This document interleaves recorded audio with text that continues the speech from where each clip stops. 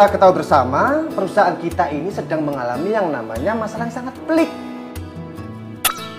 Tipe-tipe bos kalau memecat karyawan. Jadi, saya selaku bos mengharapkan karyawan seperti kamu itu bisa memahami. Paham ya? Paham, Bang.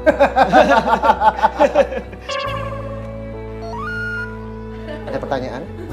Jadi permasalahannya apa ya, Pak? Bagus. Setiap pertanyaan harus ada jawaban ya. Coba lihat grafik di samping saya ini. Kalau kita lihat sekilas sepertinya grafik ini menuju kesuksesan atau naik. Padahal salah. Kita ini kerjasama dengan negara Arab. Jadi dari kanan kita baca ke kiri. Dari kanan turun ke bawah. Gila nggak?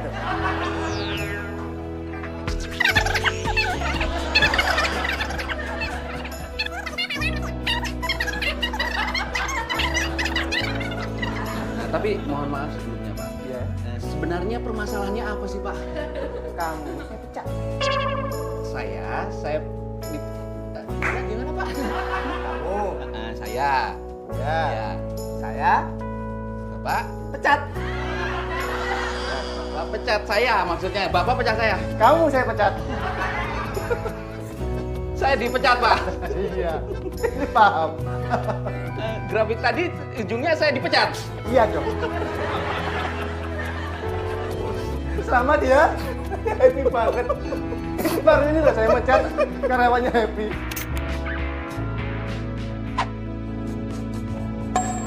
Selamat siang, Pak. Silakan duduk.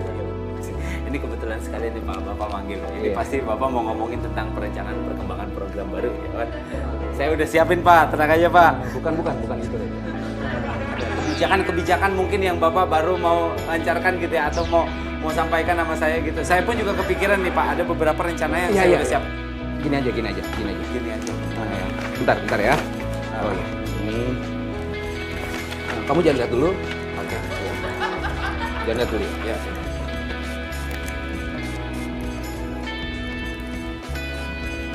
Ya, ini satu-satunya kebijakan saya yang buat. Ya. Kamu coba tebak ini gambar apa dan menjadi tulisan apa? Sayap. Bisa jadi. Saya. Iya, benar. Saya Iya, betul. dipe. Iya. Oh, saya dipe. Saya Ya. dipecat. Iya. Saya dipecat. Iya. Saya dipecat. Saya dipecat. Saya dipecat. Saya dipecat.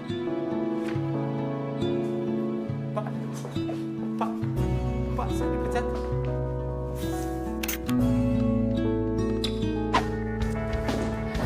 Permisi bos, bosnya panggil saya. Iya, Angel. Jadi gini, Angel ya. Akhir-akhir ini kan perusahaan mengalami goncangan yang cukup hebat. Ya. Maka dari itu saya harus mengambil tindakan-tindakan yang diperlukan. Karena kalau tidak, perusahaan ini akan semakin tenggelam. Saya tahu bos, saya juga ikut merasakan bos. Baguslah kalau kamu juga bisa mengerti ya. Kamu tahu ini apa? Tahu toh ya bos? Ini CV pertama kamu waktu kamu masuk ini. Hah? Kamu masih kelihatan kurus di situ. Cantik ya bos ya? Masih fresh graduate. Saya kok nangis toh bos? Jangan sedih bos. Emang kenapa toh bos? Kamu tahu ini? Oh itu laporan saya kemarin toh bos? Ini laporan kamu kemarin. Yang merupakan laporan terakhir kamu. Maksudnya apa toh bos? Karena mulai hari ini kamu saya pecat. Saya dipecat bos? Iya.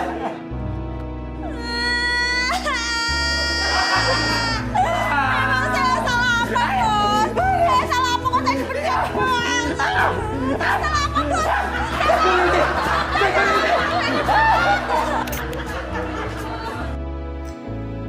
Baik, saya akan menjelaskan isi dari video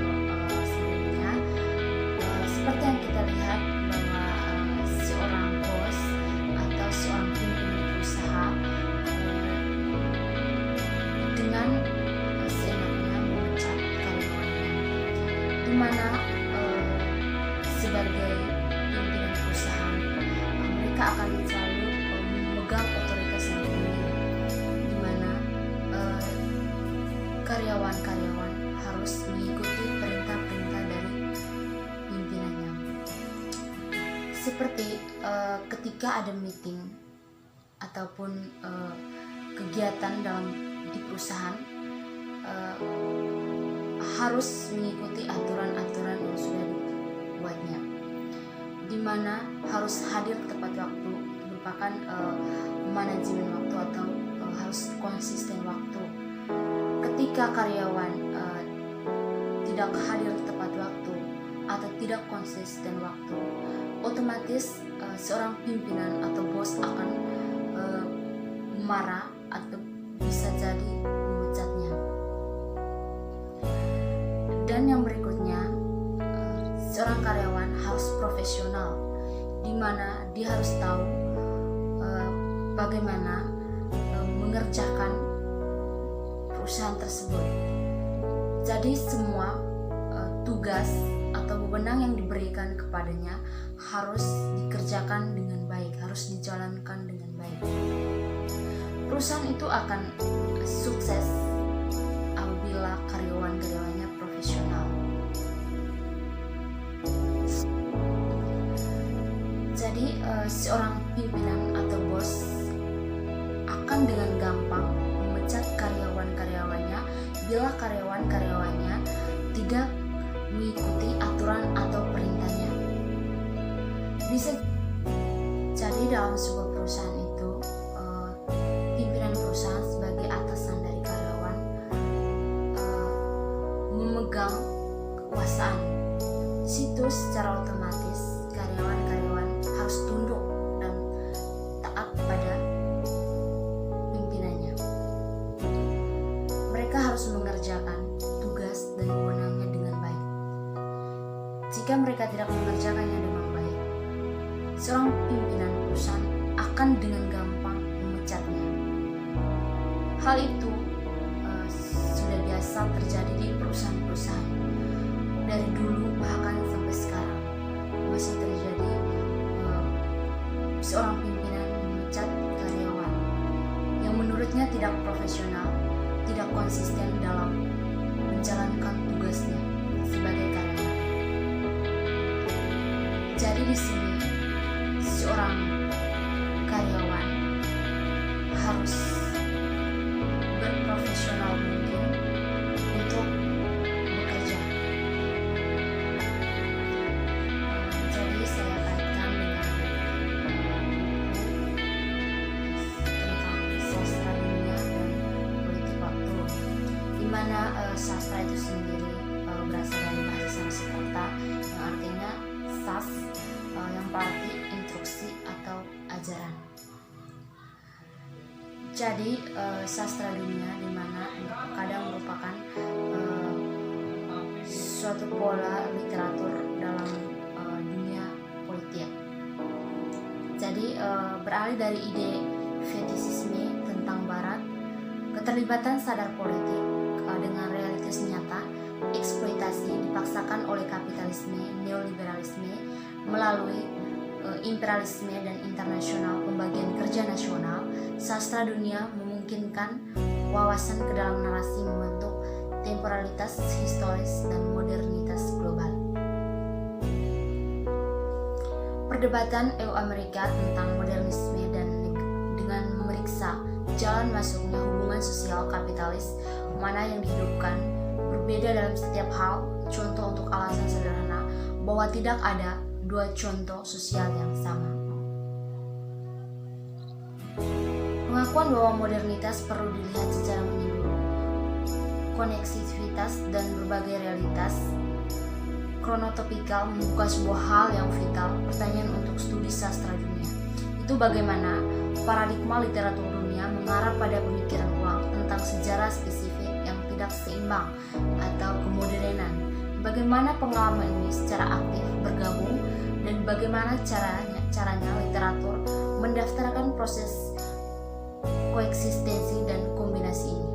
Apakah ada modernitas tunggal memerlukan waktu tunggal dan sejarah yang sama dalam bagaimana cara menjelaskan berbagai bentuk di mana sejarah modernitas terungkap.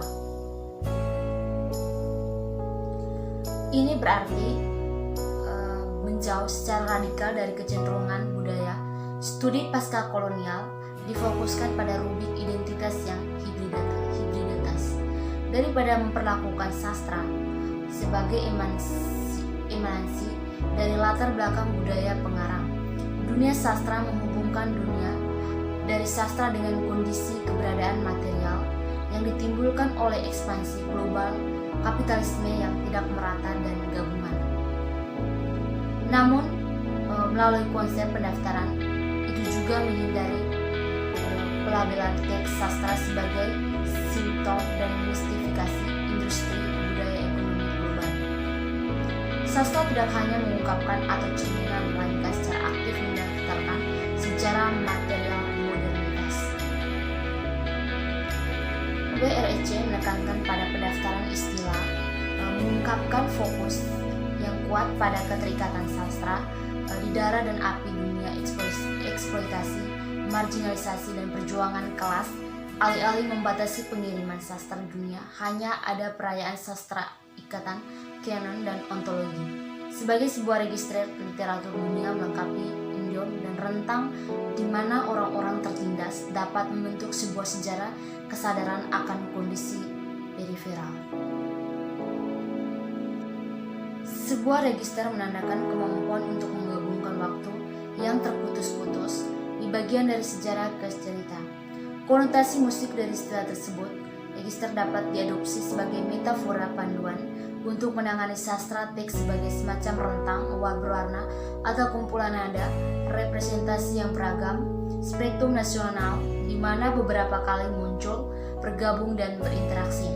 Dari sudut pandang ini, menganggap sastra dunia sebagai registre ekspansi global kapitalis historis bisa berarti seperti dalam musik register, rentang kapitalisme historis, rentang kemungkinan ekspresif yang tersebar di berbagai temporalia yang tidak merata, representasi sejarah modern sebagai rangkaian nada dan variasi temporal. Jadi jika kita kaitkan dengan video yang sebelumnya dengan buku ini, buku sastra dunia dan politik waktu, di mana sastra itu sendiri merupakan instruksi atau ajaran. Seperti yang kita lihat sebelumnya, kita nonton sebelumnya di video yang sebelumnya, yaitu seorang pimpinan perusahaan memecat karyawannya. Jadi seorang pimpinan perusahaan memiliki otoritas yang tinggi, di mana dia berhak memecat atau memotong gaji dari karyawannya jika karyawannya tidak menjalankan tugasnya dengan baik. Jadi di dalam buku sastra dunia dan politik waktu sudah menjelaskan bahwa kaum kapitalisme sangat memegang peran atau kuasa dalam sebuah perusahaan, di mana kapitalisme itu adalah seorang pimpinan perusahaan dan kaum proletar itu seperti karyawan. Jadi hubungan antara karyawan dan pimpinan perusahaan sangat berbeda, di mana pimpinan perusahaan memegang kekuasaan yang paling tertinggi, di mana dia berhak